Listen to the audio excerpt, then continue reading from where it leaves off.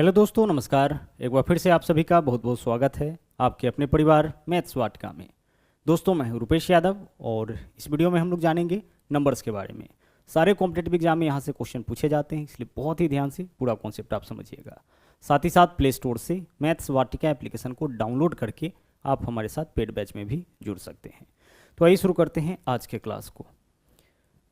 देखिएगा, यहाँ पे सबसे पहला है हमारा प्राकृतिक संख्याएं यानी कि नेचुरल नंबर। सारे नंबर्स के बारे में यहाँ पे हम लोग बहुत ही अच्छी तरीके से जानेंगे। देखिएगा, अगर हम बात करें प्राकृतिक संख्याओं की या फिर नेचुरल नंबर की, तो नेचुरल नंबर हम लोग बोलते हैं गिनती के संख्याओं को, यानी गिनती की संख्याएं प्राकृतिक संख्याएं कहलाती है। और गिनती हम लोग शुरू कहाँ से करते हैं? एक से शुरू करते हैं। तो एक से लेकर के जो अनंत तक की संख्याएं हैं ना, ये आपका क्या कहलाता है? ये आपका कहलाता है प्राकृतिक संख्याएं। आगे चलिए, दूसरा है आपका पूर्ण संख्या यानी कि होल नंबर। प्राकृत संख्या के परिवार में, जैसे प्राकृत संख्या शुरू कहाँ से होता है? एक से शुरू होता है। तो प्राकृत संख्या के परिवार में ही जैसे ही आप जीरो को शामिल करिएगा, यह क्या बन जाता है? यह आपका पूर्ण बन जाता है। पहले पूर्ण नहीं था, लेकिन जैसे ही जीरो आया, यह आपका क्या बन गया? यह आपका पूर्ण बन गया। तो प्राकृत संख्या के परिवार में जीरो को शामिल करने से क्या बन जाता है? आपका पूर्ण संख्या बन जाता है। ध्यान आपको क्या रखना है? ध्यान केवल इतना ही रखना है कि प्राकृतिक संख्याएं जो है वह आरंभ आपका एक से होता है, लेकिन पूर्ण संख्या जो है वह आपका शुरू कहाँ से होता है? जीरो से होता है। जीरो के आने के बाद जो है वह संख्या आपका क्या हुआ है? पूर्ण हुआ है। आगे देख लीजिए, तीसरा है पूर्णांक यानी कि इंटीजर। इन सब में डिफरेंस भी आप समझते चलिएगा। इन दोनों में डिफरेंस क्या है? प्राकृतिक संख्या एक से शुरू होता है, जबकि पूर्ण संख्या जो है वह आपका जीरो से शुरू होता है। आगे चलिए, अगला है पूर्णांक संख्या यानी कि इंटीजर नंबर। पूर्णांक संख्या हम लोग किसको बोलते हैं? तो जो भी पूर्ण संख्या है उसको पॉजिटिव और नेगेटिव साइन से अगर व्यक्त किया जाए तो यही क्या कहलाता है? यही आपका कहलाता है पूर्णांक संख्या यानी कि इंटीजर। इंटीजर आपका पॉजिटिव भी हो सकता है और नेगेटिव भी हो सकता है, ध्यान रखिएगा। जैसे देखिए 0, 1, 2, 3, यहाँ से लेकर के इनफाइनाइट तक यह तो आपका इंटीजर होगा ही। इसके अलावा -1, -2, -3 अप टू कहाँ तक? इनफाइनाइट तक यह भी क्या होगा? यह भी आपका इंटीजर होगा, यानी कि पूर्णांक संख्या होगा। तो कहने का यह मतलब है कि जितने भी पूर्ण संख्या है उसको अगर आप प्लस और माइनस चिन्ह के साथ व्यक्त करते हैं तो यही क्या कहलाता है? पूर्णांक कहलाता है, पूर्णांक संख्याएं कहलाता है, यानी कि इंटीजर कहलाता है। जैसे -5 है, -13 है, 13 है, पॉजिटिव ले या नेगेटिव ले, यह सब का सब आपका क्या कहलाता है? पूर्णांक संख्या कहलाता है। ओके, चलिए आगे बढ़ते हैं। इन तीनों चीज़ों को हम लोग अच्छी तरह से समझ गए हैं। प्राकृत संख्या एक से शुरू होगा, पूर्ण संख्या जीरो से शुरू होगा, और पूर्ण संख्या को अगर पॉजिटिव और नेगेटिव साइन के साथ व्यक्त किया जाए तो यही आपका क्या कहलाता है? पूर्णांक संख्या कहलाता है। आगे चलिए, आगे जो है नंबर 4 और नंबर 5, यह बहुत ही सिंपल है, जिसको हम लोग अच्छी तरह से जानते हैं। सम संख्या यानी कि इवन नंबर और विषम संख्या यानी कि ऑड नंबर। दो से कटने वाली जितनी भी संख्याएं होती है उसको हम लोग सम संख्या बोलते हैं। जैसे 2 है, 4 है, 8 है, 10 है, अब तो यह भी कहाँ तक होगा? इनफाइनाइट तक है। जो भी नंबर 2 से कटेगा वह आपका कहलाता है सम संख्या। और 2 से नहीं कटने वाली संख्या विषम संख्या कहलाती है। जैसे 1 है, 3 है, 5 है, 7 है, यह सभी नंबर जो है वह आपका क्या है? यह नंबर आपका 2 से नहीं कट रहा है। तो 2 से कटने वाली संख्याएं सम संख्याएं कहलाती है और 2 से नहीं कटने वाली संख्याएं विषम संख्याएं कहलाती है। आगे बढ़ते हैं।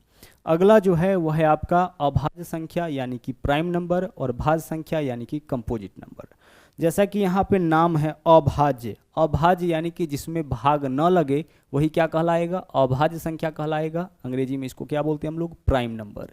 प्राइम नंबर किसको बोलेंगे? तो जो संख्या स्वयं और एक के अलावा और किसी से न कटे वही कहलाएगा अभाज्य संख्या।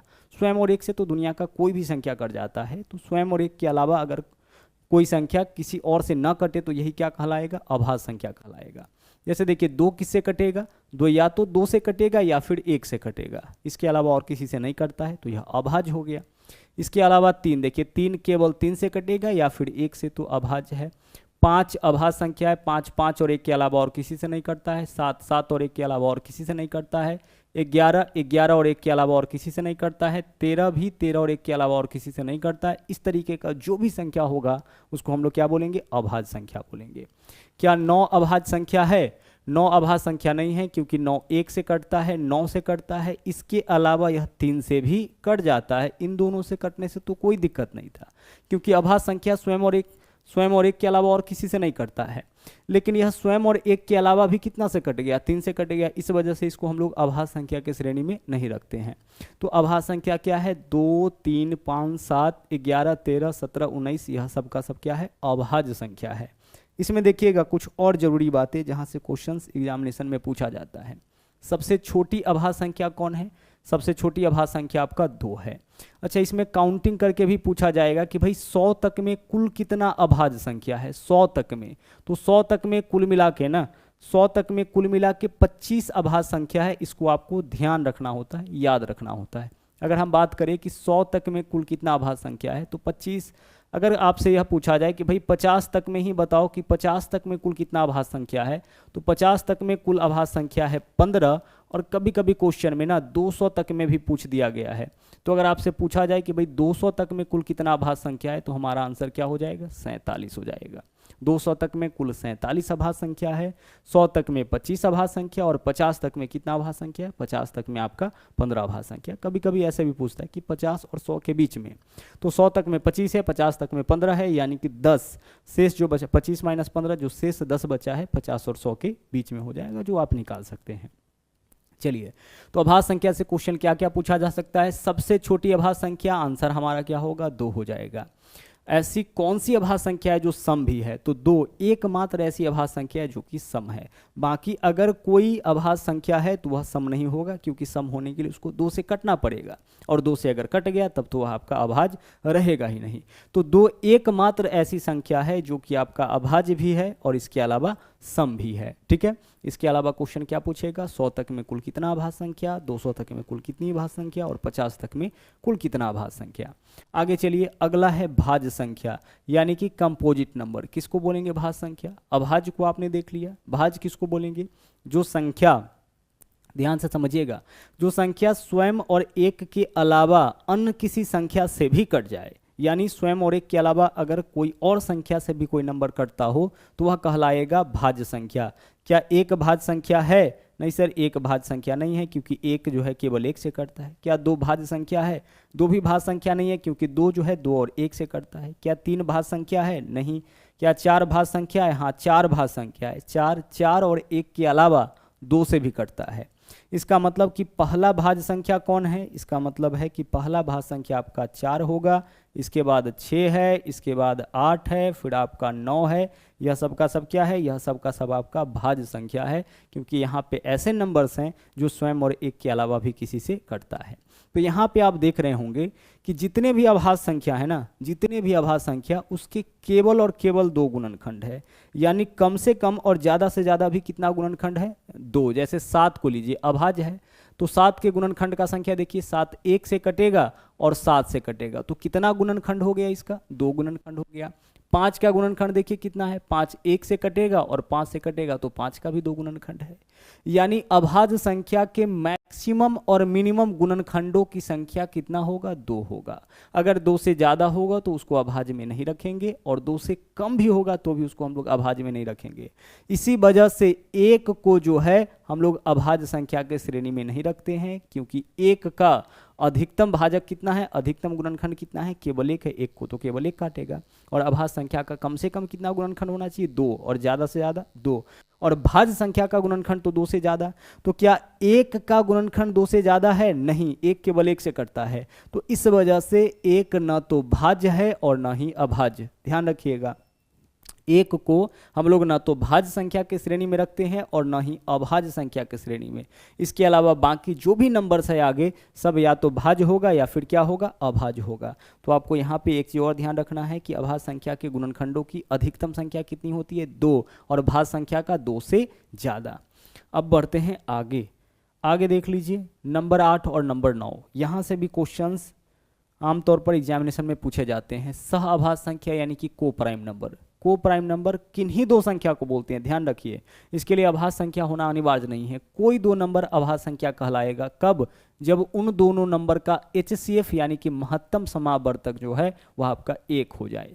क्या 4 और 7, अच्छा यह जोड़े का नाम है, एक पेयर का नाम है, तो क्या 4 और 7 परस्पर सहअभाज्य संख्या होगा, हाँ सर होगा, क्योंकि 4 और 7 का HCF यानी कि महत्तम समावर्तक क्या है, 1 है।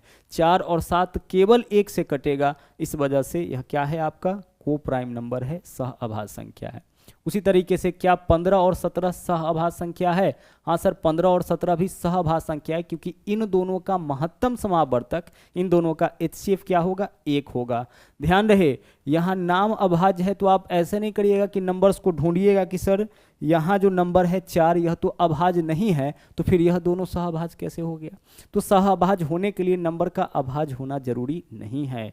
कोई दो संख्या सहअभाज्य संख्या हो सकता है, कंडीशन केवल एक है कि उन दोनों का HCF 1 हो, और HCF 1 होने का मतलब है कि दोनों संख्या केवल 1 से कटे। यह दोनों केवल 1 से कटेगा, यह दोनों केवल 1 से कटेगा। लेकिन अगर हम बात करें 12 और 18 का, ठीक है, 12 या 15 का, क्या सहअभाज्य संख्या होगा? नहीं, यह दोनों कितना से कट रहा है? 3 से कट रहा है। केवल 1 से अगर दोनों कटता है, यह भी 3 से, यह भी 3 से, यह दोनों 3 से कट रहा है, तो यह परस्पर सहअभाज्य संख्या नहीं होगा। ठीक है, चलिए, तो आई होप कि आप इसको समझ चुके होंगे अच्छी तरह से। अगला देख लीजिए क्या है, जुड़वा अभाज्य संख्या यानी कि ट्विन प्राइम नंबर। यह भी आपका एक पेयर का नाम है। जुड़वा अभाज्य संख्या होने के लिए संख्याओं को अभाज्य संख्या होना अनिवार्य है, यानी उन्हीं दो संख्याओं को हम लोग जुड़वा अभाज्य संख्या बोलेंगे, उन्हीं दो अभाज्य संख्याओं को हम लोग जुड़वा अभाज्य संख्या बोलेंगे जिनके बीच में 2 का अंतर। जैसे 5 और 7, देखिए 5 और 7 दोनों का दोनों क्या है? अभाज्य है, और इसके बीच में अंतर कितना का है? 2 का है, तो यह कहलाएगा जुड़वा अभाज्य संख्या। 11 और 13 यह दोनों क्या कहलाएगा? यह दोनों कहलाएगा जुड़वा अभाज्य संख्या। उसी तरीके से अगर हम आपसे कहें 15 और 17, क्या यह जुड़वा अभाज्य संख्या होगा? सर यह जुड़वा अभाज्य संख्या नहीं होगा, क्योंकि जुड़वा अभाज्य संख्या उन दो अभाज्य संख्याओं को बोलते हैं जिनके बीच में 2 का अंतर हो, उन दो अभाज्य संख्या। तो देखिए क्या दोनों का दोनों अभाज्य है? तो 17 तो अभाज्य है, लेकिन 15 अभाज्य नहीं है, तो यह दोनों आपका क्या होगा? यह दोनों आपका जुड़वा अभाज्य संख्या नहीं होगा। ठीक है, चलिए, उसी तरीके से देखिएगा यहाँ पे 13 और 17 क्या जुड़वा अभाज्य संख्या होगा? गौर से देखिएगा, 13 और 17, 13 यह भी अभाज्य है, यह भी अभाज्य है, लेकिन इसके बीच में अंतर कितना का है? 4 का है, तो यह आपका जुड़वा अभाज्य संख्या नहीं होगा। तो हमने आपसे क्या कहा है कि उन दो अभाज्य संख्याओं को हम लोग जुड़वा अभाज्य संख्या बोलेंगे जिनके बीच में कितना का अंतर हो? जिनके बीच में 2 का अंतर हो। इस चीज को आप समझ चुके हैं। सहअभाज्य संख्या किन्हीं दो संख्याओं को बोलेंगे जिसका HCF 1 हो, लेकिन जुड़वा अभाज्य संख्या केवल अभाज्य संख्याओं को ही बोलेंगे, और वह भी तब जब उनके बीच में गैप कितना का हो? उनके बीच में गैप, उनके बीच में डिफरेंस जो है वो आपका 2 का हो। ओके, चलिए आगे बढ़ते हैं। अगला जो है वह है आपका परिमेय संख्या और अपरिमेय संख्या। आइए इसको भी बहुत ही अच्छी तरीके से हम लोग समझते हैं। देखिए अगर हम बात करें परिमेय संख्या का यानी कि रेशनल नंबर का, तो परिमेय संख्या उसको हम लोग बोलेंगे जिसको हम लोग भिन्न के रूप में यानी P/Q के रूप में व्यक्त कर सकते हैं। जिस किसी नंबर को हम लोग P/Q के रूप में व्यक्त कर सकते हैं वह कहलाएगा परिमेय संख्या। ध्यान रहे Q का वैल्यू जो है वह 0 के बराबर ना हो, क्योंकि Q का वैल्यू 0 के बराबर होने के केस में क्या होगा? ऊपर में कोई नंबर होगा, उसके बट्टा में 0 होगा, और किसी भी नंबर के बट्टा में 0 रहने पर क्या हो जाता है? अनडिफाइन हो जाता है। ठीक है, तो बट्टा में 0 नहीं रहना चाहिए। अच्छा, ऊपर में 0 रहने पर क्या होगा? 0 बट्टा समथिंग अगर आप करते हैं तो क्या वैल्यू आएगा? 0 आ जाएगा। ठीक है, 0 बट्टा कुछ करने पर 0 आता है, लेकिन ऊपर में कोई वैल्यू और नीचे में 0 रहने पर क्या हो जाता है? अनडिफाइन हो जाता है। तो इसी वजह से यहाँ पे एक कंडीशन डाला गया है कि Q का वैल्यू यानी कि जो डिनोमिनेटर है, जो हर है, उसका वैल्यू 0 आप नहीं लीजिएगा। 0 लेने से क्या होगा? यह आपका अनडिफाइन हो जाएगा। तो अगर कोई नंबर P/Q के रूप में है या किसी नंबर को आप P/Q के रूप में व्यक्त कर सकते हैं तो वह कहलाएगा परिमेय संख्या, और अगर व्यक्त नहीं कर सकते हैं तो वह परिमेय संख्या न होकर के क्या हो जाएगा? अपरिमेय संख्या हो जाएगा। इसका एग्जाम्पल हम लोग देख लेते हैं। देखिए 3 को क्या हम लोग P/Q के रूप में लिख सकते हैं? बिल्कुल लिख सकते हैं। 3 के लिए क्या लिख सकते हैं हम लोग? 3/1। किसी भी नंबर के बट्टा में कुछ नहीं है, मतलब बट्टा में क्या होगा? 1 होगा। उसी प्रकार से 22/7 क्या परिमेय संख्या होगा? बिल्कुल हो जाएगा। क्या 0 परिमेय संख्या होगा? हाँ सर, 0 भी परिमेय संख्या हो जाएगा, क्योंकि 0 के लिए क्या लिख सकते हैं? 0/1। ठीक है, इसको भी हम लोग P/Q के रूप में व्यक्त कर दिए। 0/1 भी क्या होगा? 0 होगा। तो इसका मतलब है कि 0 भी आपका क्या है? 0 भी आपका एक परिमेय संख्या है, जिसको भी P/Q के रूप में व्यक्त कर दिए। अच्छा देखिए यहाँ पे 1.3333 dot dot dot dot infinite तक, क्या यह आपका परिमेय संख्या होगा? बिल्कुल होगा।